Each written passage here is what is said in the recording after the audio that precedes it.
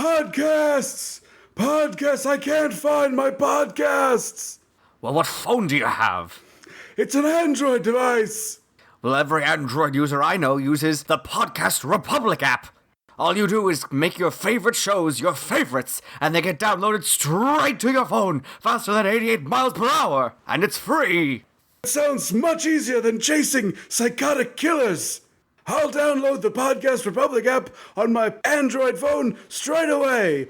The Podcast Republic app on the Google Play Store. When the mega powers explode. I'm talking about the 80s. Oh, yeah. Great Scott! Cream of the crop. Oh, yeah. Mega powers, yeah! When this baby hits 88 miles per hour, you're gonna see some serious shit. Welcome to Dissecting the 80s. I am one half of the Mega Podcasting Powers, Trip Lano. With me, as always, is a man who was very excited about the return of Warrior Queen Laurie Strode, the Macho Mandrew. Andrew Leno. I geeked the F out to see her back in that guy from Tremors, like, armory hole in her basement. I was so here for it. And joining us to make this a triple threat is the editor of Fangoria magazine, Phil Nobile Jr. Hey, gentlemen, how are you? Doing super great. Thanks for joining us. You're dissecting the 80s. Do you dissect all of the 80s, or do you just dissect the horror of the 80s? We do movies mostly, but we run all over the gamut. Every October we do our Spooktacular, which I know some people really hate the word, but it's dumb on purpose for us. I absolutely love the word spectacular. Like, it's one of my favorite. Like, I will sometimes catch myself from saying spooktacular instead of spectacular for all kinds of different things. That's where the word becomes fun. Is when you're just using it inappropriately. Yeah. You're in the middle of something, just dropping spooktacular into non-scary situations. Exactly. Yeah. And then people are like, "You're a total weirdo." Nice. Like Radio City Music Hall Christmas Spooktacular. Back to school spooktacular. Yeah, I like that one. New Year's spooktacular. You could, make it a perennial. I did for a while throw like a Halloween-oriented Christmas party where I made people dress up with like varying themes. That was kind of fun for a couple of years. So I can get behind the spread. So I guess we'll start with the easiest question: what in theater, at home, no matter where? What was the first Halloween movie that you saw? Like in the Halloween franchise? Me personally, it was the first Halloween. It was probably at home. Okay. But I have a weird history with Halloween because when Halloween came out, I was probably 7 years old, and my brother was a teenager. So my brother would go see all these movies, and then he would tell us the plots of these movies as bedtime stories. So my first, oh man, that's awesome. My first ingestion of Halloween was as a bedtime story, and it scared the piss out of me. And I don't know that the movie could even live up to the thing in my mind that happened when I was, a kid. But I can't sit down and remember the first time I saw Halloween. It was just always there to me. But I do know that it was literally a bedtime scary story before it was a movie in my mind. That's awesome. So are there like other movies? Are there like other ones that you got to like build in your mind before you saw them that you remember? Anything stick out? Gosh, I'm trying to remember, but I think that was a big one. I think Audrey Rose might have been one, like a ghost story kind of thing. Yeah. Yeah. Good stuff. That's awesome. Yeah, it started something. I think horror always has, like, not always, but I think horror often comes like handed down from an older sibling. I always joke that sort of the origin of this podcast is I was babysitting Andrew, and I was probably like 12 or 13, which makes him about 7 or 8. And it was a rainy day, and it was like, oh, I'm going to put on Night of the Living Dead. Let's watch this. No, it was a snowy day. That was the word. Is that what it was? Okay. It was snowy because it was just like everything was quiet and like kind of black and white outside. And so we watched Night of the Living Dead. Yep. I remember I was 5th of 7 kids, so I got dragged to whatever majority rule was. So I saw The Exorcist when I was 4. Oh, wow. Holy cow. Yeah, it was great. And I saw American Werewolf in London on my 11th birthday, and I started crying and had to leave. The Thing I saw too early. eventually, I kind of got into the craft of what the guys were doing. I think that was sort of my shield from being afraid of it. I recognized that it was artists making the stuff, and that sort of helped. Okay. Yeah. So you have like the perfect list of bona fides to be the editor of the magazine you're the editor of. Like, that feels like if there was a resume to be built for someone to do that, it would be you starting at age like 8. It sounds like. Yeah, there's a narrative there, I think, and I started buying Fangoria when I was like 13 or 12, and it was a way to learn about these things that terrified me, to save me from being terrified, but it also gave me a passion for learning about filmmaking, and that's what led to me getting into film in general and writing about film, and eventually circling back to Fangoria, which is just a surreal trip for sure. Yeah, that's really amazing. Yeah. To answer the question I asked, my first Halloween movie that I ever saw was Halloween Resurrection, which is like generally not where you would want anyone to start anything. Yeah. No, that was bad. Yeah. That was a bad start for you. Second worst of the original lineup, we think. Oh gosh, we're gonna rank them because I don't know. No, I mean, I think that would be the second worst. After... I was told there'd be no math, Andrew. You must answer in at least 5 sentences. It is paragraph essay. We can try to do this. Are we ruling out the zombie films out of this ranking? Are we talking original franchise only? The original lineup, I feel like Resurrection is the least good. Second least, because Season of the Witch is there, and you can't, like, that can't not be the worst. I feel like if you're going to rank them, you have to throw Season of the Witch out of the pile. Like, it just doesn't, it doesn't jive with any of them even to be ranked. I'll rank it if forced to, but I think, gosh, I don't have a lot of love for 4, 5, and 6. I got to tell you. No, nobody does. So there might even be a camp value to Resurrection that does not happen with 4, 5, or 6. But if you're doing a podcast where you're dissecting the Halloween sequels, I'm going to put a bug in your ear. There's a writer named Anya Stanley. You should reach out to her. She has a strong passion for that Cult of Thorn subplot. And okay. And I'll tell you that she actually wrote about it in the new Fangoria quite profusely. She's the Halloween sequel apologist, and you need to talk to her for your sequel. Interesting. Okay, yeah, all right. I stayed up until I didn't stay up. I set an alarm to wake up at 2:00 in the morning. Back when AMC used to do the Horror Fest thing. I don't know. I guess they still do. That was my first introduction to the movie Halloween. Actually, was Fear Fest on AMC. Oh, is that really the first way you saw it? Yeah, the first one. Wow, I did not know that. Okay. I can't believe I didn't show it to you. I set an alarm to wake up at 2:00 in the morning because the only Halloween movie I'd never seen was Halloween: The Curse of Michael Myers. I had seen the rest of them, and I was like, I got to complete the set. So I literally set an alarm in college and woke up at like 2 in the morning and made myself a little snack and everything, and just like sat down and watched Paul Rudd run away from a murderer. Not a great way to spend 2 hours, but a way. It's true. It's a way to spend 2 hours. That's fair. Mathematically, that's correct. So, have you it sounds like you probably saw some of these in theaters. Like, I'm curious about like hearing any Halloween at the time of release in theaters, because I have only ever seen them in repertory screenings. Yeah, not so many great ones. If I didn't get dragged to them, I didn't go see them as a kid. But so by the time I got to be a teenager, I saw Halloween 4 in the theater, and I remember hating it. And I saw H2O in theaters. Okay. And then I saw Rob Zombie's first one in theaters. But that's it for the theatrical viewings. I mean, I've seen Halloween like on the big screen since then, but I've not. Not a time of release, obviously. Okay. Yeah, I've seen it in repertory, which is fun, like going with a crowd that's like really excited to be watching this, which I dig. But yeah, I obviously have not been around to see, it was not the big enough horror fan to go, schlepping in for Halloween Resurrection, which was probably the only one I probably could have seen. Yeah. Right. Go ahead, Andrew. I was just saying, I agree with that sentence because I'm looking at the release dates, and I was 10 when Resurrection came out, and so that would have been like the only one. But I don't think I had watched the first one yet at that point. Yeah. I saw it at a party. Someone put it on, and it was like, well, this is dumb and bad, but also kind of fun. And then it made me curious to go see the first one. And I ended up liking it so much that the following day I got the same group of friends together. I was like, you need to see the good version of this because it's so scary. And we watched it. And did the first one have that effect on you? Indeed, like when you saw it. Oh yeah. Yeah, I watched it alone in my parents' basement on like probably a 4x3 television, and even in that, sort of, they like with the audio coming through the crackly speaker that it had, and even then, it was just like totally sucked in and totally mesmerized by it.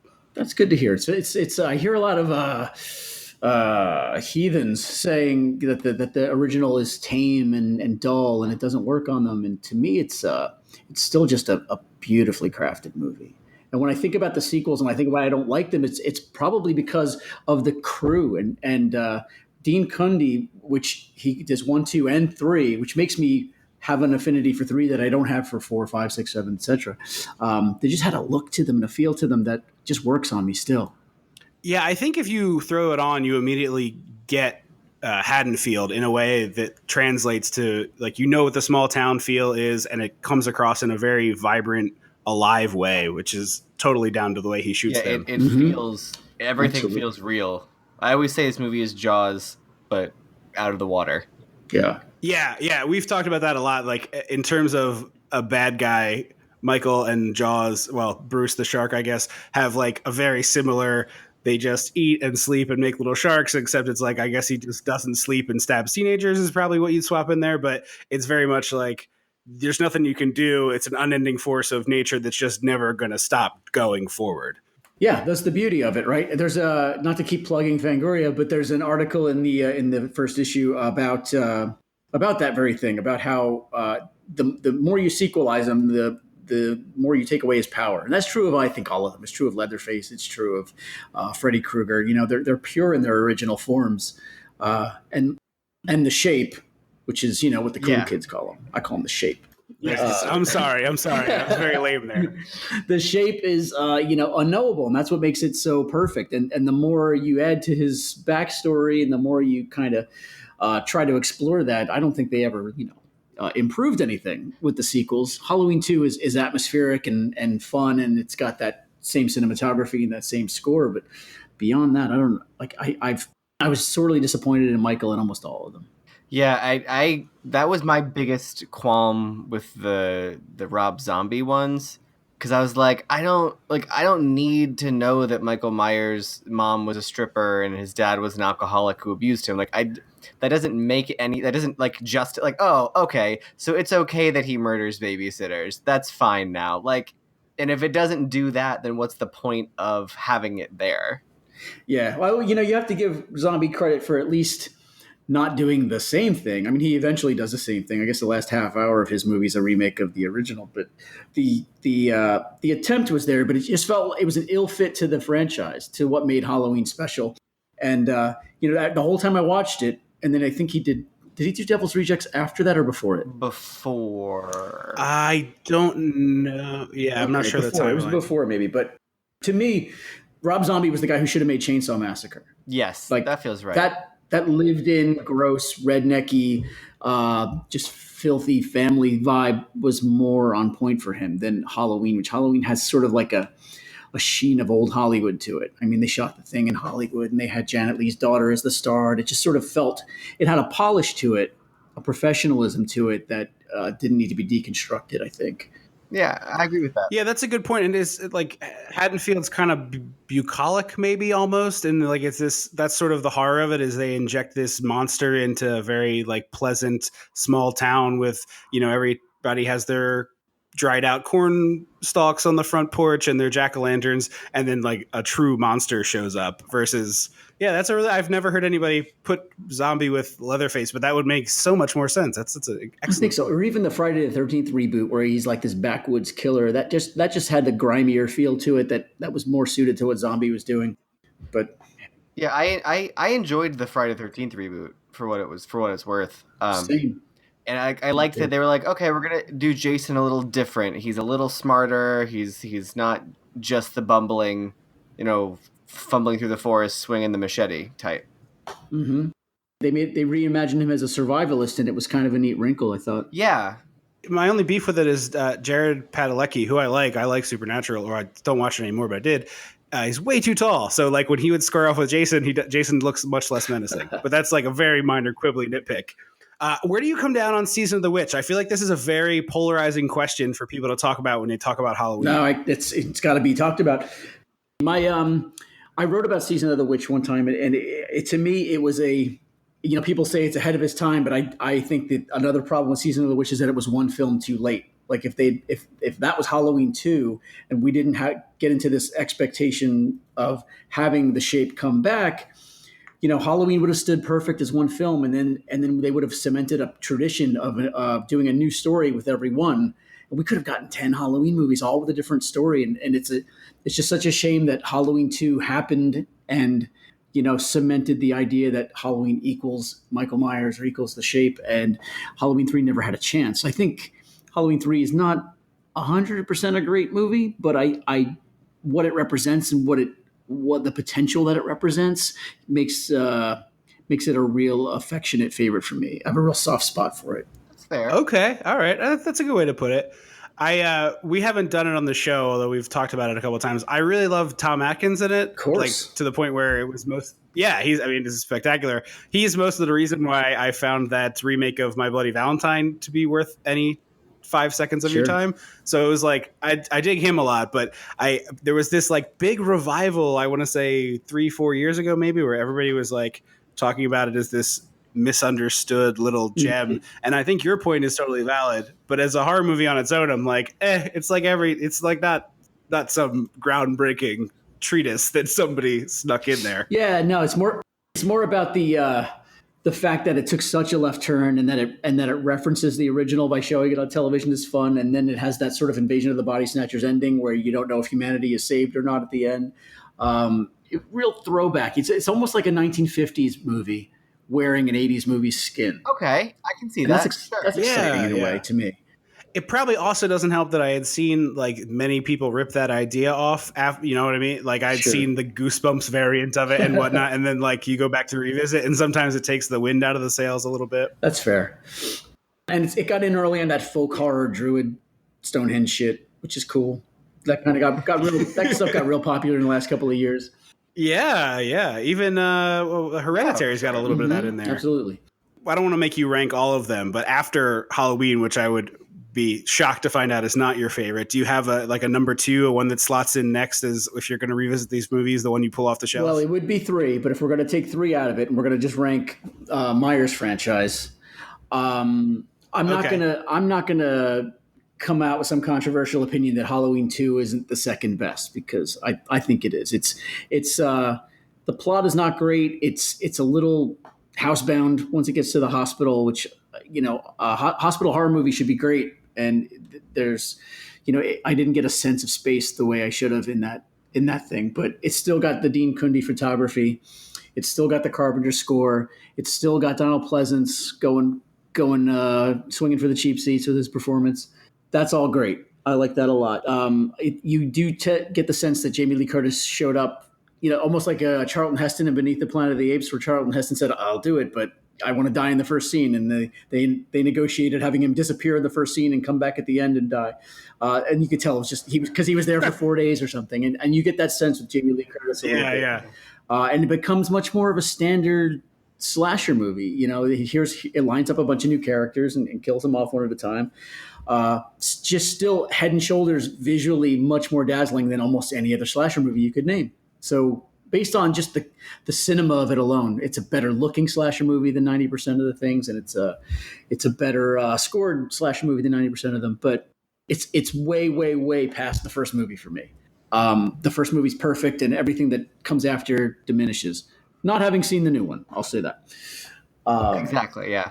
Yeah. None of us has seen it, just to make sure that nobody's like gonna be like waiting desperately to hear us talk about it. We have no one has seen it. I hope it's great. I will say I'm very scared they're going to kill Laurie Strode a third time.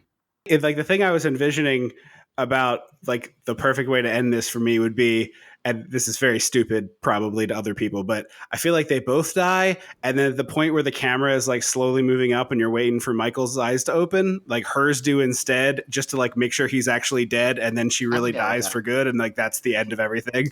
I know that won't be the case because like they're definitely hoping this makes a lot of money and they can make another one. That's how Hollywood works. But I would just love it if like they both died. That was like closing the book, final chapter, we're done. Yeah, that would be cool. And that's in 1998. I'll tell you, that's what made me love H2O. Probably I'll put it third after Halloween 2 because it's like a lean 86 minutes. It's doing something a little bit different with PTSD. It's kind of, it's a swing and a miss in some ways, but what they tried to do was different and interesting. And then the ending was so ballsy. And that they're going to underwrite it and retcon it out of there in the next one. But in the theater in 1998, we gasped and we were like, "Holy shit! She cut his head off. That's amazing." Yeah, it just had a real energy to it. That's exactly what you would hope for when it's like, we're coming back, we're bringing her, we talked her back into doing this movie, and now like you get to see the story close. Sure. So I hope they actually do that this time. I got to in 2010. I made a documentary on the Halloween franchise for A&E, and we got to interview Jamie Lee, and she was so pissed off that they undid that ending. Really? Like she said, it was in her contract originally that she had to kill Michael Myers, and she was cranky about it. So I totally get why she is on board with this new one that wipes everything but the first film, and she was so unsatisfied with the idea that they were going to undo the death, even though she showed up and did Resurrection. But I think that was a contractual thing. Yeah, and she's also there for probably like a day and a half, to shoot that. I can honestly say I probably can't rank them after H2O. 4, 5, and 6 run together in my head. I think maybe 4 had some better cinematography, if I remember correctly. We did 4 for the show, and it is not a very good movie. The only things that are fun about it is the Loomis performance, because it's like really, really, really like he's always big, but this one is like cartoonishly large. And Danielle Harris' debut film. He was like a vaudeville. Yes. He was crazy big. He's like, I'm playing for the check cashing place down the street, and everyone in between is going to hear every syllable I have to say. I remember him screaming at the end when Danielle Harris is holding the knife. Yeah. It's just like really, really over the top. You mentioned the Rob Zombie ones earlier, and I think we talked about this a little bit, but are you not a fan of those? It doesn't sound like you're huge into them. I don't want to put words in your mouth. No, for all the reasons Andrew was saying, the just the world building and the backstory, none of it worked for me. And I know some people say Halloween 2 was better because it was its own thing, but Halloween 2 was also just a dour, miserable. Halloween is the film. So in saying the film, I say, so in my mind, it should mean the franchise is supposed to be fun.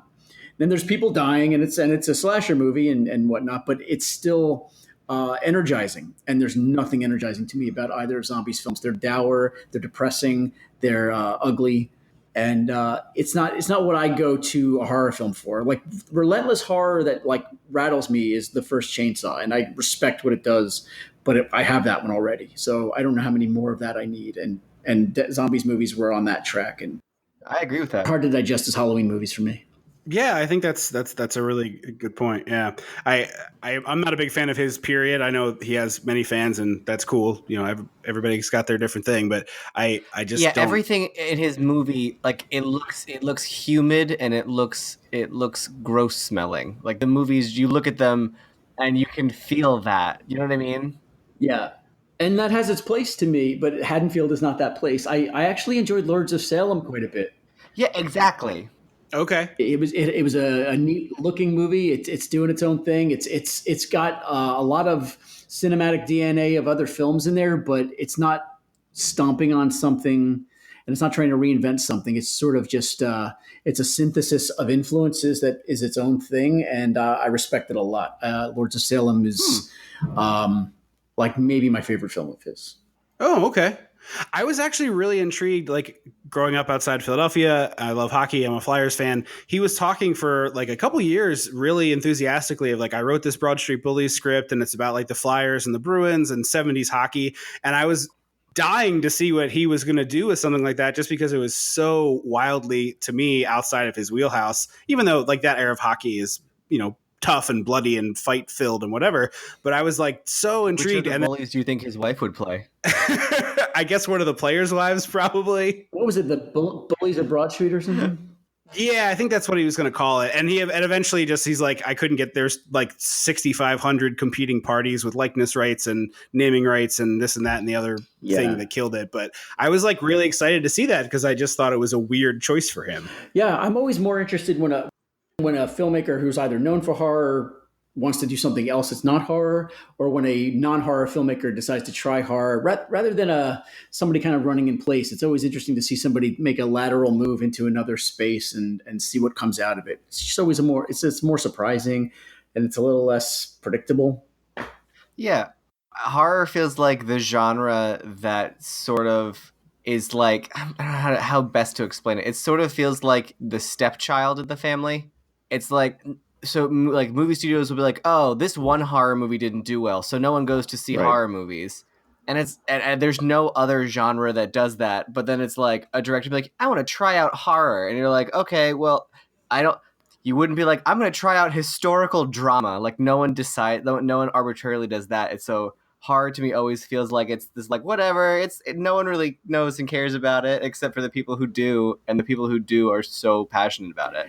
Yeah, and I also feel like there's a greater opportunity to hit like the proverbial home run where it's like I think a lot of people are like, Jordan Peele's doing a horror movie, and then Get Out blew everybody's hair back, or most people. So it's like, yeah, because he had zero expectations to play with, so there was no box that you had put it in mentally. Right, the risk reward is something that is a factor, and then I think that horror is just, people are, the guy like Cronenberg and Romero and Carpenter have known it for years, that horror is like ripe for, smuggling in a message and subtext and whatnot. But I think that like we have short-term memories in Hollywood, and people are kind of now rediscovering that, and success begets success. So when you get something like Get Out, which is a smart movie with something to say, but it's also really entertaining, really fun, really scary, suddenly the doors are opening for that. And even guys who aren't into horror, like I guess John Krasinski was like, I didn't even know horror could be good, or whatever horrible, questionable quote he had recently. Yeah, it was so silly, but yes, you're exactly right. So if Get Out opens a talented filmmaker's eyes to the possibility of horror, even if that guy's never done horror before, that's not something to like get cranky about. That's great. That's such good news for horror. Like that new blood is coming in, and people want to play in that sandbox. Oh, no, I'm not cranky. I love the horror genre. I just think it's interesting, like the way it feels. People treat it is like a hat to try on. I think it's just interesting that like no other genre is like that. Yeah, I mean, I totally agree. It's always nice to like, there's always room on the bandwagon to me in terms of this stuff where it's like, join, it's great. Like you can like it too. It's cool up here. Like, shutting people out and gatekeeper stuff, I always find really odd.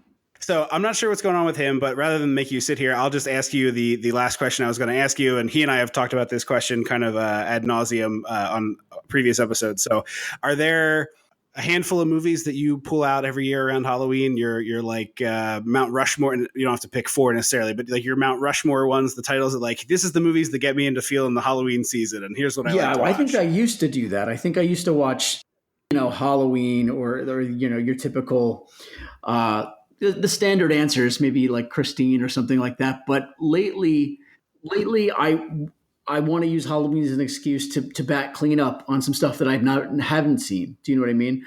What's a movie that I haven't gotten around to yet, and here's going to be a good night to watch it. We're going to, make popcorn and eat Halloween candy and check it out. So we've been doing that lately, and I'm stumped at the moment to think of what it was.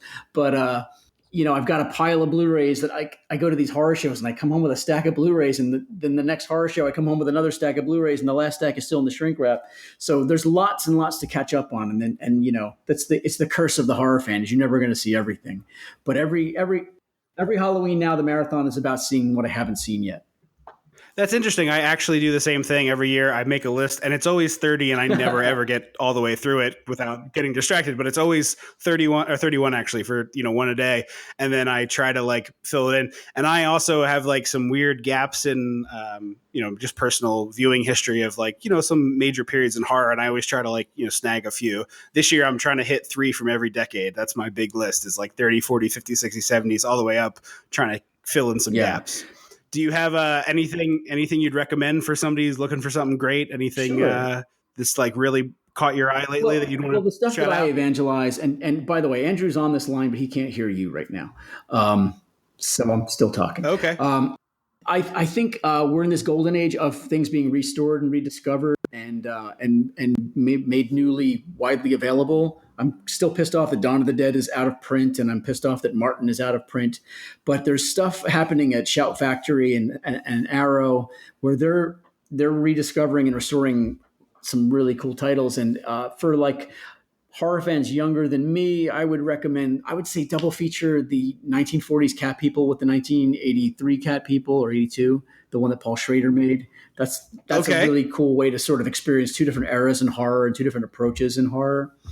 I think that for anybody that's not gotten around to Cronenberg's early stuff, it used to be really hard to find, and now it's not. So Shivers and Rabid and The Brood are all movies that you have no excuse to have not watched yet.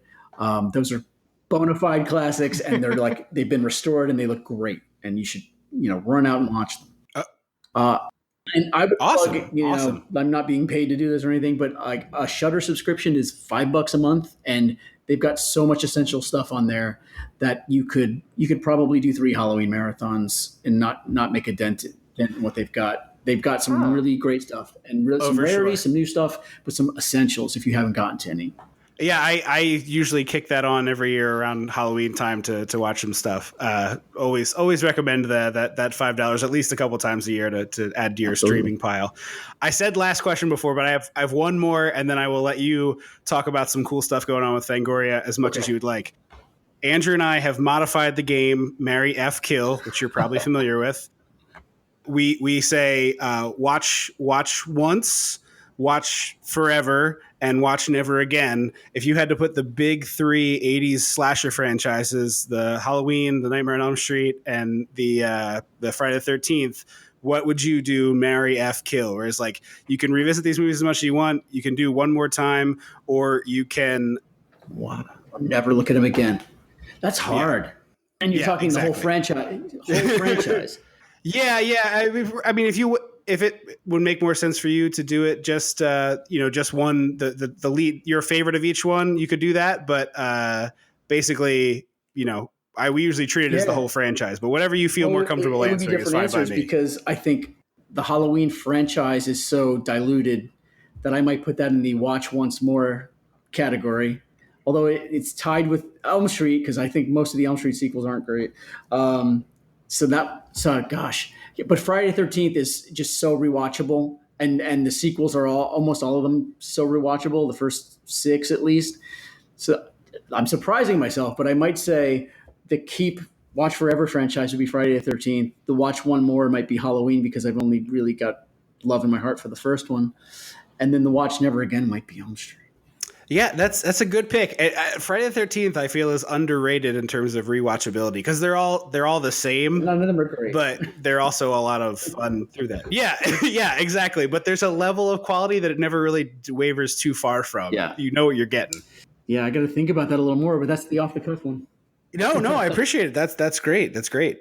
Feel free to steal that question for future use. It's a fun one to throw out there. So we've asked you a million questions. Please let us and our listeners know about all the cool stuff happening at Fangoria. I imagine there's some really exciting things happening, given that, I don't know, maybe the biggest horror movie of all time is and we're in a weird spot because we're recording this before the magazine's out, but by the time this is out, the magazine should be on the shelves or in your mailbox if you subscribed at fangoria.com. It's cheaper to subscribe, just a heads up. If you subscribe, you save about $5 an issue. It's a quarterly. It's 100 pages. We couldn't get the first issue into 100 pages, so the first issue is 116 pages. And there's, I think, 6 ads in the whole magazine. So it's wow. Yeah, we're going for it. It's a lot of quality content. We've got a lot of great writers I'm excited about. We are, of course, covering the new Halloween. So there's coverage of the new Halloween in there, ample coverage. But there's also fun ancillary stuff. Like we've got a writer named Jacob Knight digging into the sort of all the things that Halloween inspired in film in terms of like the ripoffs and the copycats and whatnot. And we've got other writers talking about the Halloween franchise's sort of twists and turns and the way that they sort of keep abandoning their continuity. And we've got lots of other stuff in there that I kind of don't even want to tell you, because if you don't know yet, even once you get it, when you get to the page where it's at, it's going to blow your mind. There's some stuff in there that we've discovered that has never been reported on about some of your favorite franchises. Okay. There's original artwork in there by a guy named Gary Pollan who's going to blow your mind. There's some short fiction by an author that I'm sure you've heard of, but I'm not allowed to say who he is even right now. But okay, all right. Yeah, I think we try to get something for everybody in there. And of course, our publisher is a company called Cinestate, and Cinestate produces films. They produced Bone Tomahawk and Brawl in Cell Block 99, and now we're going to be producing movies under the Fangoria banner. The first one is Puppet Master: The Littlest Reich. And so there's going to be an effect. Oh, that looks really good. It's a fun ride. It's one of the easily. I've seen a lot of movies this year. It is the goriest movie I've seen this year. It is. Okay. That's what I've heard. I mean, based on that Red Band trailer alone. Yeah, it's hilarious. It's dark. It's gnarly. Do not show it to a pregnant woman. It'll be on VOD by the time this is out, and that's the first one. The next movie we're doing is called Satanic Panic, which is a horror comedy about a pizza delivery girl who comes across a cult of Satan worshipers who are looking for a virgin sacrifice, and she's it.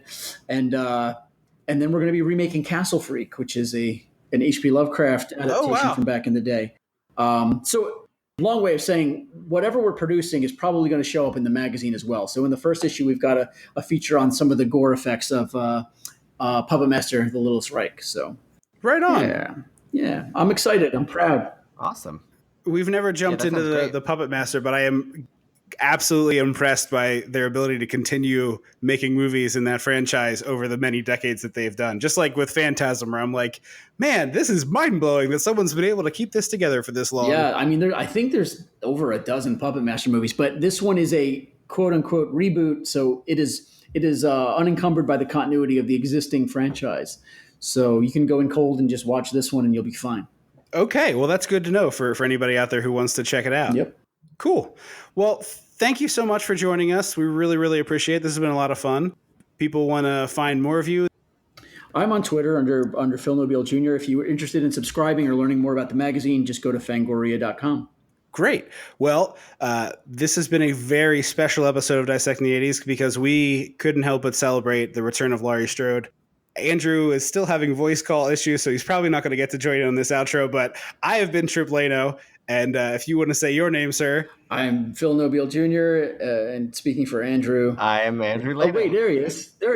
It's been lovely. It's been great, Andrew. Well, thank you very much. It's been wonderful having you on the show. We really appreciate it. Thanks for being here. Thanks for having me, guys. And until October 22nd... Don't you forget about me. Michael!